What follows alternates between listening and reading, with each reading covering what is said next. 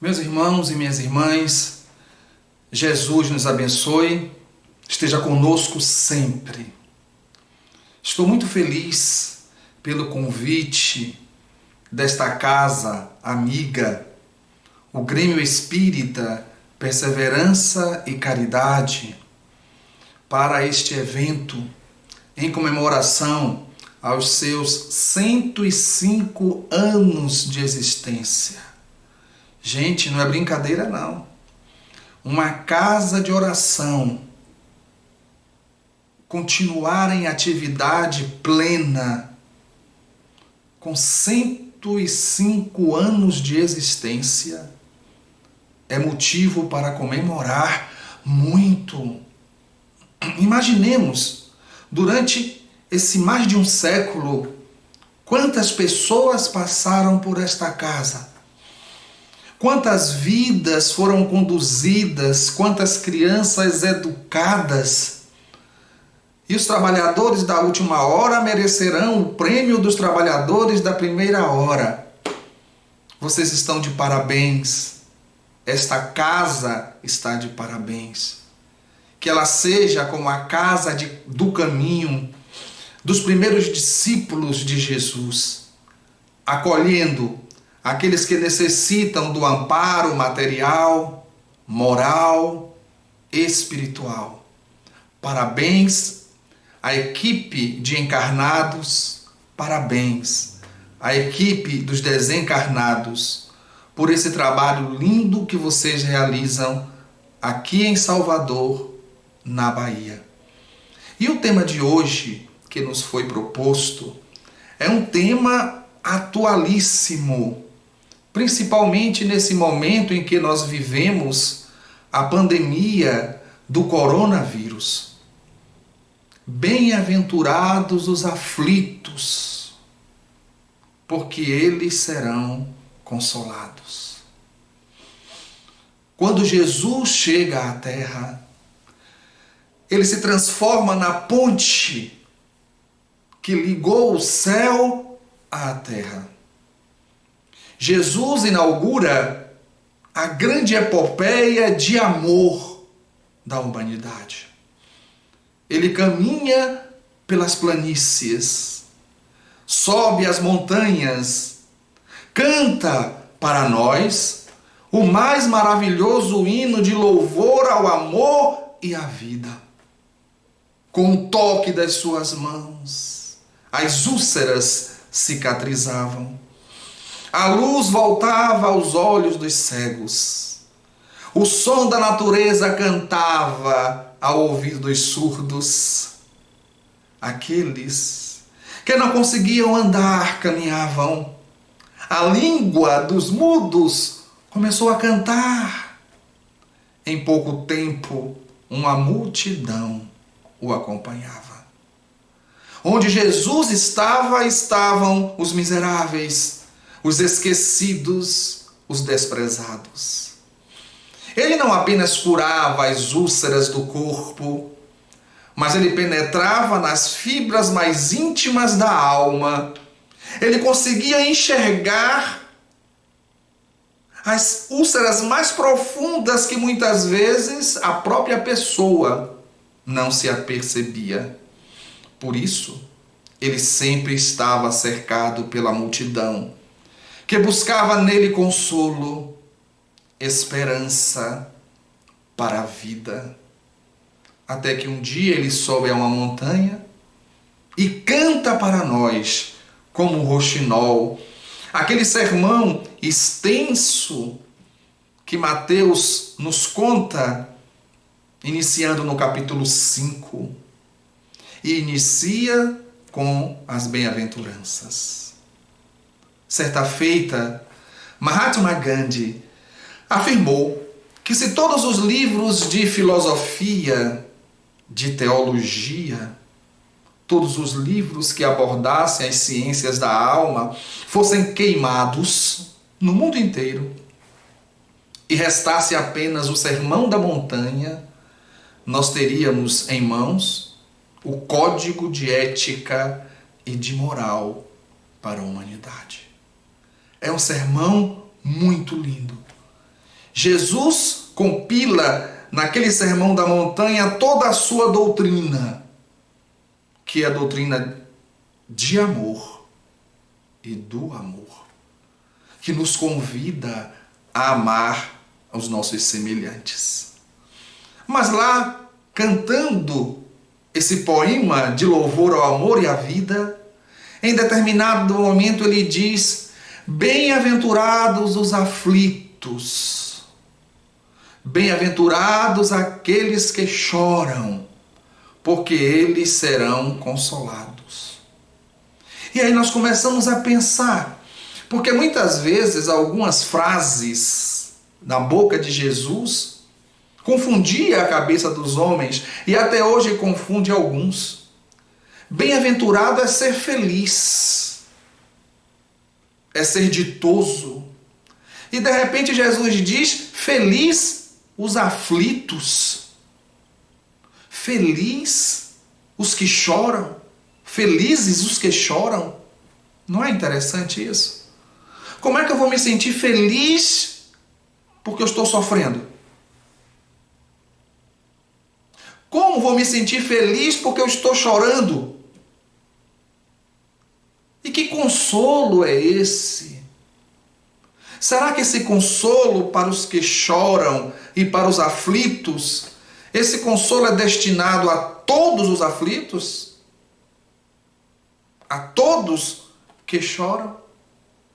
E aí nós vamos buscar no Evangelho, e no Evangelho lá de Mateus, como também no Evangelho segundo o Espiritismo, que é baseado nos 4 evangelhos, que vai na fonte de Mateus, Lucas, Marcos e João. Lá no Evangelho nós vamos encontrar justiça nas aflições. E aí nós começamos a pensar, por que umas pessoas sofrem mais e outras sofrem menos? Porque para umas parece que tudo sorri, para outras parece que o mundo é um vale de lágrimas. Porque umas enfrentam problemas materiais, nascem na miséria, crescem na miséria, envelhecem na miséria e morrem na miséria. Enquanto outros nascem em berço de ouro e a vida canta. Por que as desigualdades físicas? Para uns, o corpo de Hércules. Para outros, um corpo esquálido, frágil, doente. Por que essas desigualdades psíquicas e psicológicas? Em uns, uma inteligência brilhante, em outros, a deficiência intelectual. Em uns, a capacidade de observar a vida, em outros, a loucura e o desequilíbrio, a esquizofrenia, as psicoses, as neuroses, a depressão, a doença bipolar. O que acontece? E onde está a justiça nisso tudo? Meus queridos irmãos, minhas queridas irmãs, é nesse momento que o Espiritismo surge como a doutrina que consegue responder de uma forma lógica, de uma forma científica, de uma forma filosófica, essas questões da dor e do sofrimento. A reencarnação nos traz a explicação das origens. Se admitirmos apenas uma existência física, iríamos ferir a bondade e a justiça de Deus. Porque aquele que sofre e nasceu sofrendo, que fez ele para nascer assim? E aquele que a vida canta, que méritos tem se já nasceu na riqueza? A unicidade da existência iria ferir a justiça e a misericórdia de Deus. A reencarnação nos traz a resposta para esses enigmas da vida e do viver. Entretanto, diante do sofrimento, cabe-nos duas perguntas muito importantes. Essas duas perguntas vão na raiz da reencarnação e, ao mesmo tempo, pulam para o futuro, nas consequências da nossa postura no enfrentar dessas aflições. A primeira pergunta é: nós fazemos normalmente, todos nós fazemos essa pergunta. Quando a dor nos visita, nós perguntamos: meu Deus, por quê? Qual a causa desse sofrimento que me aflige? E aí nós vamos rebuscar daqui a pouco esse porquê. Mas tem uma outra pergunta que, em relação ao processo evolutivo, ainda é mais importante do que o porquê. É o para que esse sofrimento? Qual o objetivo desse sofrimento? O que esse sofrimento nos trará em termos de transformação, de modificação de nossa vida e de nossa trajetória? Nós estamos vivendo agora um momento muito difícil.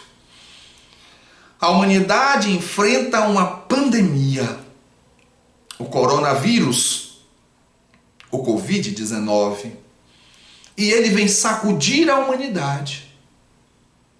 O porquê tem relações kármicas.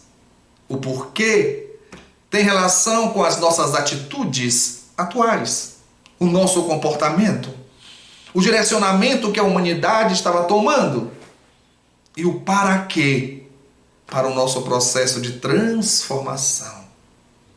Esse vírus veio nos mostrar o quão frágil é o poder, o quão frágil é a posição social, o quão frágil é o corpo físico. O Covid, esse vírus, ele não respeitou fronteiras entre os países. Ele não respeitou muros entre as casas para que repensássemos sobre as fronteiras e sobre os muros e começássemos a pensar nas pontes que devem nos unir. Esse Covid veio nos convidar e nos sacudir para a percepção de nossa finitude.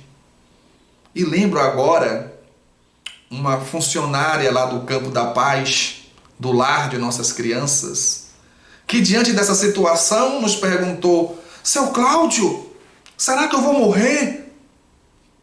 E eu sorri e respondi a ela: vai. Não sei se agora, nessa levada do vírus, mas um dia o seu corpo vai morrer. Eu achei interessante que ela colocou como uma possibilidade. Será que eu vou morrer? E eu disse a ela que não era uma possibilidade, era uma fatalidade. A questão não é se eu vou morrer. A questão é quando eu vou morrer. Quando eu vou desencarnar. Porque vai acontecer. Então nós fugimos, escamoteamos, jogamos a morte para debaixo do tapete e nos iludimos com as coisas do mundo e vamos empurrando a vida com a barriga até que o corona chegue e diz: olhe, há possibilidade de você morrer. O seu corpo vai morrer um dia. E aí nós nos assustamos. E às vezes, quando falamos da morte, as pessoas torcem a boca ou fogem. Mas quando nós falamos da morte, não estamos falando do morrer. Estamos falando da vida. Porque o fenômeno da morte nos convida a analisar a nossa própria existência. E aí lembramos do grande avatar, o Dalai Lama, Tenzin Gyatso, quando ele diz: o homem vive como se nunca fosse morrer e morre como se nunca tivesse vivido. Ou seja, essa frase é muito impactante, porque ele está dizendo que nós vivemos a vida como se fôssemos ficar aqui para sempre. E talvez por esse pensamento a gente não aproveite a vida, não direcione para o caminho que a vida deve ser direcionada. Então é importante buscarmos o porquê, mas é mais importante ainda buscarmos o para quê das nossas aflições.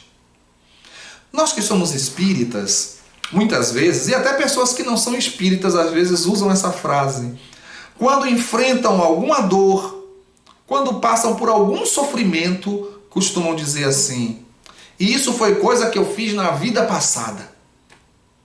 Com certeza foi em outra reencarnação.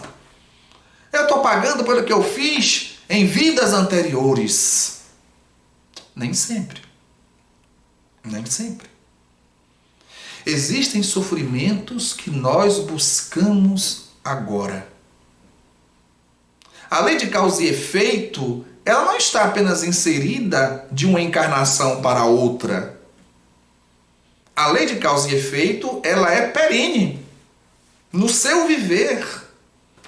Existem coisas que eu estou sofrendo hoje, sexta-feira, dia da gravação desse vídeo, que eu plantei ontem, quinta-feira.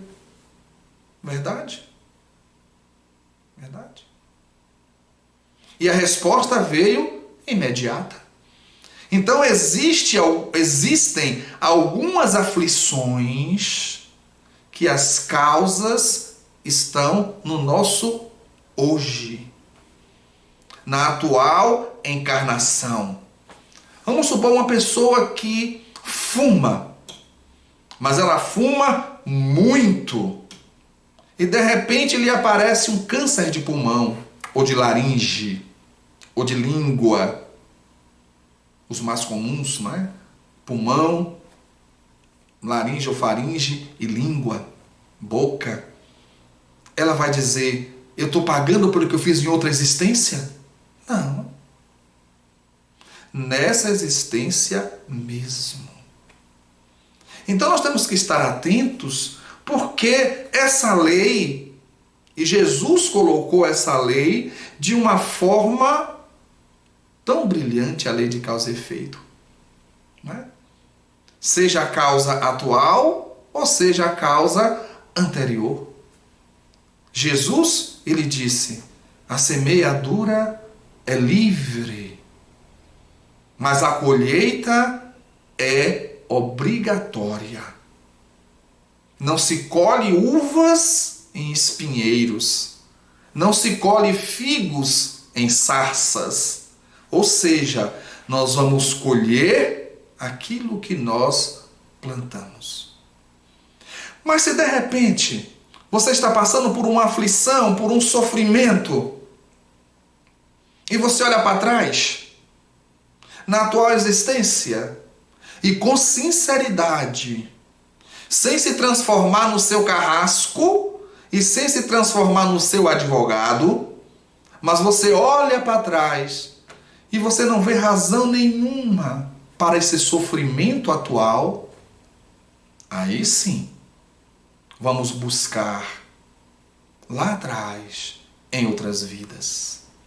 Muitas vezes a gente não lembra a bênção do esquecimento, porque talvez não iríamos suportar ver e relembrar as atrocidades que fizemos em outras vidas. Mas muitas vezes nós temos uma intuição, né? E a gente fala pra gente mesmo, né? Rapaz, eu devo ter feito alguma coisa. Com certeza eu fiz alguma coisa para estar sofrendo assim. Porque eu olho para o meu passado e não vejo nenhuma causa disso. Deve ser em outra vida. A gente sente isso. E é interessante a gente perceber nessa questão do bem-aventurados os aflitos, bem-aventurados os que choram, porque serão consolados. A gente perceber nisso a ação da justiça e ao mesmo tempo da misericórdia. Porque muitas vezes, para não dizer todas as vezes, se fôssemos analisar a causa do sofrimento e o próprio sofrimento, nós vamos perceber que se fosse no olho por olho, dente por dente, o nosso sofrimento seria muito maior. E o que é que entra em ação? Quem é que nesse momento dá as mãos à justiça? Porque a lei de causa e efeito é a execução da lei de justiça. Faz parte da lei de justiça. É justo eu colher o que eu plantei. É justo. Sem sombra de dúvida. Eu não posso plantar limão e colher figos. Eu não posso plantar pimenta e colher laranja. Não é justo isso? Então, a lei de justiça, a lei de causa e efeito é justa. Mas aí vem uma outra característica, um outro atributo de Deus que vem e segura a justiça, que também é divina. Estão pensando o que é? A misericórdia. A misericórdia segura as mãos da justiça, para que o ressarcimento possa ser sempre o menos doloroso possível. E vamos encontrar esse diálogo entre justiça e misericórdia no Evangelho? Vamos. Vamos sim. Onde vamos encontrar essa parceria de justiça e misericórdia? Uma nós já falamos aqui. Quando Jesus diz: a semeadura é livre, mas a colheita é obrigatória. Isso é justiça. Mas Jesus também diz: o amor cobre a multidão de pecados. Isso é a misericórdia. A misericórdia do amor que vem e diminui e queima a dívida para que a justiça se faça de uma maneira mais suave.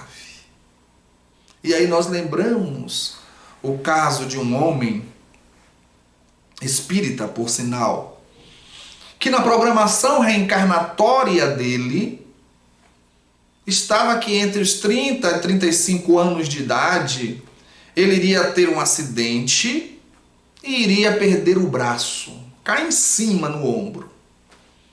E esse homem reencarna. Aos 18 anos de idade, ele entra em contato com o Espiritismo. Poderia ter sido outra doutrina, outra religião que ensine o amor, mas foi o Espiritismo. E ele começou a se dedicar à doutrina, a estudar, a buscar reforma íntima, a trabalhar com seu coração, com seu sentimento, a fazer o bem ao próximo. E aí, quando chegou a época do acidente, o acidente ocorreu, ele se feriu. Ele perdeu a unha do dedo mínimo. Olha que coisa fantástica. A justiça dizia: tem que perder o ombro pelo que ele fez em outras vidas. Mas o amor fez com que a misericórdia intercedesse. E ele foi queimando o seu processo kármico e perdeu apenas a unha do dedo mínimo. Isso quer dizer que o planejamento reencarnatório, ele não está engessado na fatalidade. Muitas vezes nós falamos: aconteceu porque tinha que acontecer. Nem sempre. Porque se você acredita que o planejamento reencarnatório está dentro da fatalidade, engessado na fatalidade, primeiro a gente não faliria. nós não faliríamos, não cairíamos. Se tudo que acontece, acontece porque tem que acontecer, nós não iríamos fracassar. E não é verdade. Nós fracassamos muito. Se tudo que acontece é porque foi programado e tinha que acontecer, a gente vai ter que acreditar que alguém foi programado para os 20 anos de idade subir no elevador, se jogar e se matar. Colocar um revólver no ouvido, atirar e se matar. Que alguém foi programado para com 25 anos de idade pegar uma metralhadora, entrar num cinema e matar todo mundo. Não! Existe o planejamento reencarnatório? Existe. Mas ao lado do planejamento reencarnatório tem o livre-arbítrio. Eu posso planejar uma coisa, reencarnar e não fazer nada do que foi planejado. Me desviar totalmente. Eu posso fazer a metade do que foi planejado. Eu posso fazer tudo o que foi planejado. E eu posso fazer mais do que foi planejado. Tudo isso com o uso do livre-arbítrio. E não exige planejamento reencarnatório para o mal. É sempre para o bem, para o nosso crescimento. Isso quer dizer que essas dores podem ser atenuadas com o amor. Mas quando nós não ouvimos a voz do amor, a dor, como educadora, nos chega. Lembra do Evangelho segundo o Espiritismo, no tópico a paciência? Que um espírito amigo, que depois de Valdo colocou para todos nós, que era Joana de Ângeles, o que ela diz na primeira frase, no primeiro parágrafo? A dor é uma bênção que Deus envia aos seus eleitos. E aí vem um ponto crucial da nossa conversa de hoje. Dessa conversa festiva de aniversário dessa casa, que eu me sinto tão acolhido quando vou dar palestra. E estou sentindo tanta falta de vocês. Quando eu chego aí para falar e vejo esse salão cheio, os olhares carinhosos, aconchegantes de todos vocês. Amo vocês do fundo do coração. E estou sentindo uma falta muito grande. Pois bem, diante dessa dor, qual a nossa postura? E aí é que vem aquilo que Jesus disse. Bem-aventurados os aflitos, os que choram, porque serão consolados. Mas essa consolação, ela é proporcional à nossa reação diante do sofrimento, diante da dor. O consolo é para aqueles que se resignam. O consolo é para aqueles que veem na dor e no sofrimento uma oportunidade de ressarcir o passado. Só que tem um porém aí muito interessante.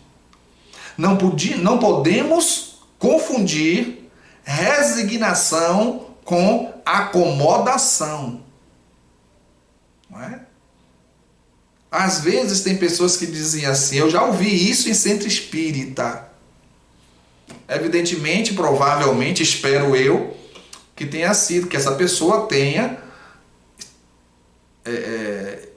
estivesse naquela época iniciando na doutrina. Porque um espírita estudioso nunca diria isso. Foi no primeiro encontro que eu tive com essa pessoa. Veio à baila a vida das pessoas que vivem na rua. As pessoas em situação de rua. E aí essa pessoa saiu com essa. Não, eu não acho que a gente deve fazer nada por eles, não. Porque se eles estão ali, é porque tem que pagar o que fizeram. Então, se a gente for lá ajudar, a gente vai estar atrapalhando o resgate deles. Olha, meus irmãos. Já pensou?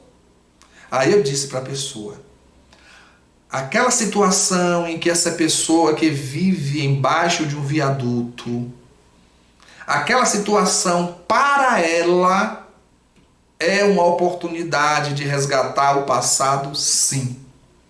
Mas para nós é a oportunidade de fazer o bem, de exercitar a caridade, a solidariedade, de desenvolver o amor e indo ao encontro daquela pessoa que não está ali à toa, nós também estamos ensinando a ela a caridade, a fraternidade, a solidariedade, o fazer bem ao próximo que talvez em outras vidas ela tenha desprezado e agora, nessa situação, veio aprender.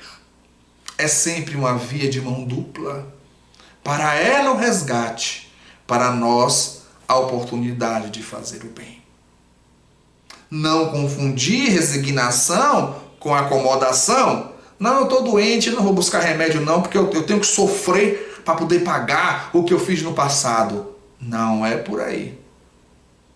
A resignação cristã não é uma resignação passiva. É uma resignação ativa. Eu estou sofrendo, então eu vou buscar todas as oportunidades, todos os meios para aliviar meu sofrimento. Claro, para aliviar a minha dor. Mas se eu busco e bato em todas as portas, se eu tentei de todas as formas possíveis e imagináveis aliviar essa dor, e essa dor continua comigo, é porque ela quer me ensinar alguma coisa. E eu, resignadamente, vou perguntando à minha dor o que ela quer me ensinar. Porque ela só vai embora depois que eu aprender a lição. Vocês já perceberam que às vezes acontece da gente passar pela mesma situação várias vezes na vida?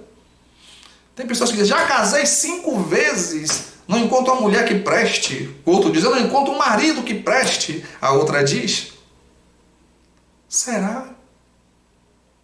Será que é o outro que está errado? Ou será que não aprendemos ainda o relacionamento a dois? A compreensão,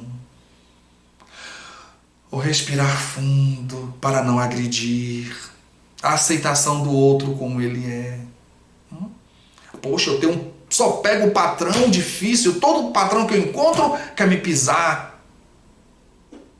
Enquanto eu não aprender a humildade, a simplicidade, isso vai se repetir. É igual na escola. Na escola não é assim?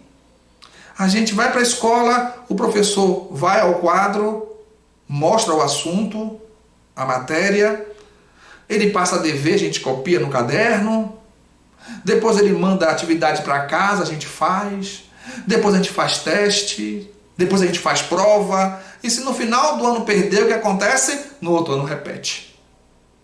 É a mesma coisa no processo evolutivo. Lição que não foi aprendida será repetida até aprendermos. Jesus fala que felizes serão os aflitos e os que choram, porque serão consolados. Esses aflitos e esses que choram, que entenderam o porquê das aflições e o porquê das lágrimas. E essas lágrimas se transformam em bálsamos a lavar. Existe um ditado muito interessante que nos auxilia nessa questão da dor, do sofrimento e da nossa resposta à dor e ao sofrimento. É mais ou menos assim: Deus, me ajude a mudar o que eu posso mudar, a aceitar o que eu não posso mudar e me dê sabedoria para eu distinguir uma coisa da outra. Se eu posso mudar a situação e não mudo, eu estou sendo displicente, preguiçoso. Se eu não posso mudar a situação e eu me revolto, eu estou sendo indolente e rebelde. Então eu tenho que ter a sabedoria para perceber, se eu posso mudar a situação, eu vou mudá-la. Mas se eu não posso mudar, está além de minhas possibilidades, eu vou aceitá-la. Porque se eu não aceitar e me debater, não vai adiantar. não vai resolver o problema e eu vou me ferir mais ainda. Então temos que ter essa sabedoria. E aí vem outra questão muito interessante, que é, nós falamos sempre, nós estamos num mundo de provas e expiações. E há uma diferença entre provas e expiações. A expiação, ela tem relação direta com equívocos cometidos, com desvio da lei, com atitudes negativas que fizemos. Aí vem a expiação. A prova é uma oportunidade de elevação. A prova é um teste que é feito para ver se você aprendeu a lição. Voltando ao exemplo da escola que falamos anteriormente. O aluno estuda. No final da unidade, tem a prova. Na prova, ele vai mostrar se ele aprendeu realmente. E no final do ano, se ele não passa na prova, ele vai repetir a lição. Aí é a expiação. Repetir tudo de novo, porque não aprendeu. E a gente percebe isso nas nossas reações. Normalmente, quando a pessoa está passando por uma prova, ou seja, o que ela está passando não é pelo mal que ela fez, pelos erros que ela cometeu. Ela está passando para poder alçar degraus mais elevados na escala evolutiva. Quando a pessoa está passando pela prova, ela diz, ela sente, eu vou vencer. Meu Deus, eu não sei porque é que está acontecendo isso, mas eu vou vencer, eu vou superar. Ela sente aquela força, aquela... Quando é expiação, normalmente, meu Deus, eu não aguento mais. Meu Deus, o que foi que eu fiz? Será possível que você não está me vendo? Todo mundo está bem, só eu que estou mal. Muitas vezes tem um queixume. É possível a gente transformar essa expiação e fazer dela um bom proveito? É. Confiança. Fé em Deus.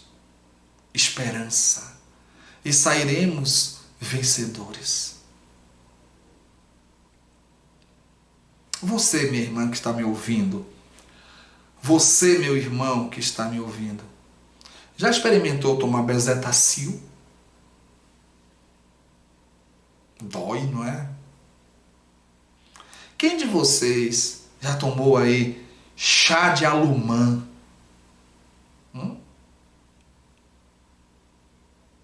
O que é que eu estou querendo dizer? Nem todo remédio é suave. Nem todo remédio é doce. Às vezes o remédio é doloroso. Às vezes o remédio é amargo. Mas sempre é necessário. É necessário. É importante a gente perceber isto diante das dores de nossa vida. É importante, meus irmãos. Nós somos filhos do Calvário. Estamos num mundo de quarta categoria, meus irmãos e minhas irmãs. Se fosse campeonato universal entre os planetas, como tem o campeonato brasileiro, se fosse de futebol, se fosse o campeonato universal dos planetas, nós estaríamos na série D. Imagine. Série A, mundo celeste. Série B, mundos felizes. Série C, mundos de regeneração. Série D, mundos de provas e expiações. Série E, mundo primitivo. Nós só estamos na frente do mundo primitivo. Como é que nós queremos viver num paraíso sem passar por provas, por sofrimentos? Como diz um bom baiano, sem passar por perrengue?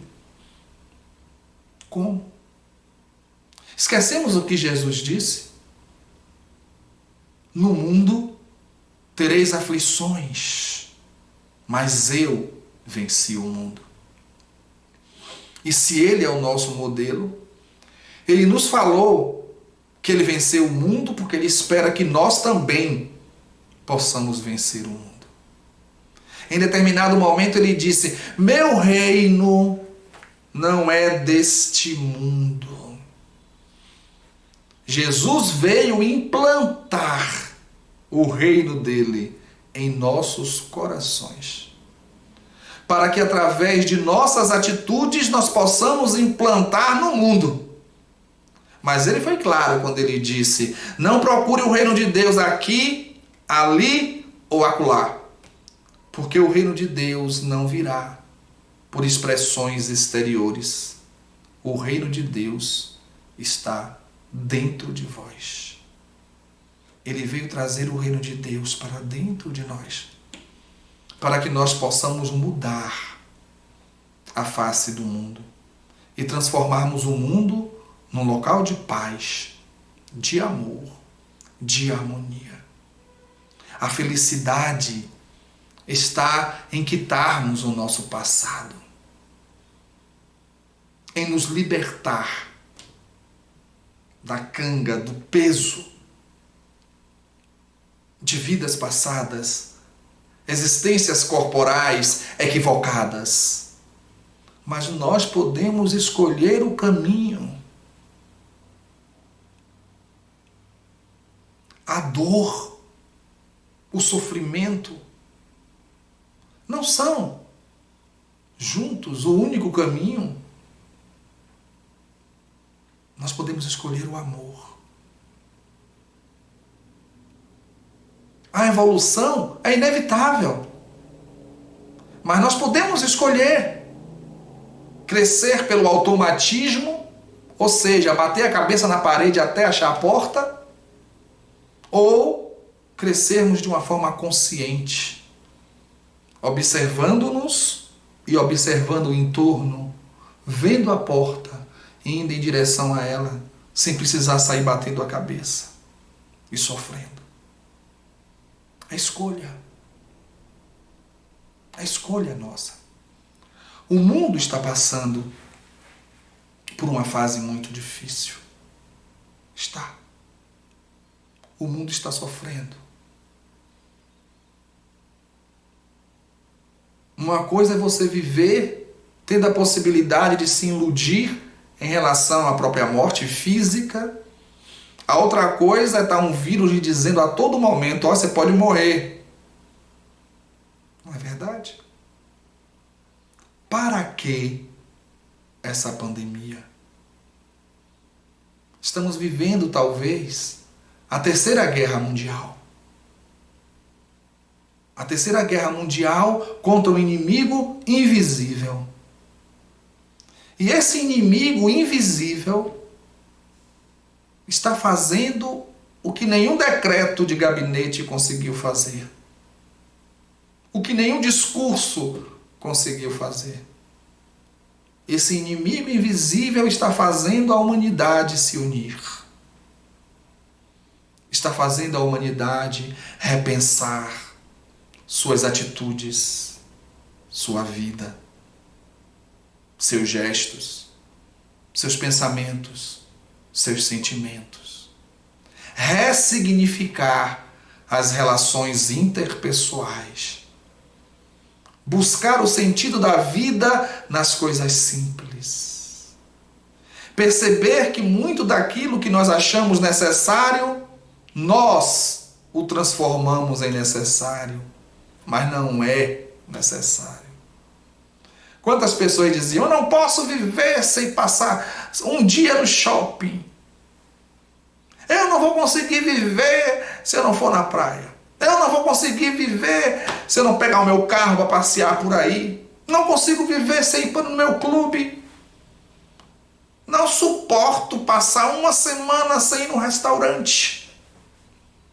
Estamos vivendo sem essas coisas, para ressignificar outras.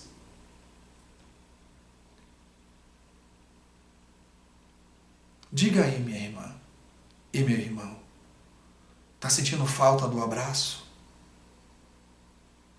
Um abraço. E é provado cientificamente que o abraço, depois de 20 segundos, você abraçando uma pessoa, Seu organismo começa a liberar endorfinas, serotonina, que traz prazer, alegria, alivia a dor. O abraço é terapêutico e é de graça. Um aperto de mão. Que saudade. Que saudade de um beijo na testa. Que saudade. Que saudade do papo de sentar para conversar um próximo do outro. Que saudade do encontro na casa espírita. O Grêmio Espírita, Perseverança e Caridade, estaria agora com seu salão cheio. Aprendizado. Bem-aventurados os aflitos, os que sofrem, porque serão consolados. Que possamos, depois dessa pandemia, iniciarmos a reconstrução da nova era, a reconstrução da sociedade, a reconstrução do nosso planeta, a reconstrução dos relacionamentos interpessoais e dos relacionamentos entre as nações, para que a nossa Terra, nosso planetinha azul, possa implantar o reino de Deus e possamos finalmente sermos felizes, direcionarmos-nos para a nossa essência, para a nossa realidade espiritual, para a nossa imortalidade. Feliz aniversário, Grêmio Espírita, Perseverança e Caridade, GEPEC. Feliz aniversário, meus irmãos queridos. Que Deus nos abençoe. Que Jesus possa ser o caminho por onde devem trilhar os nossos pés. Felicidades, muita paz.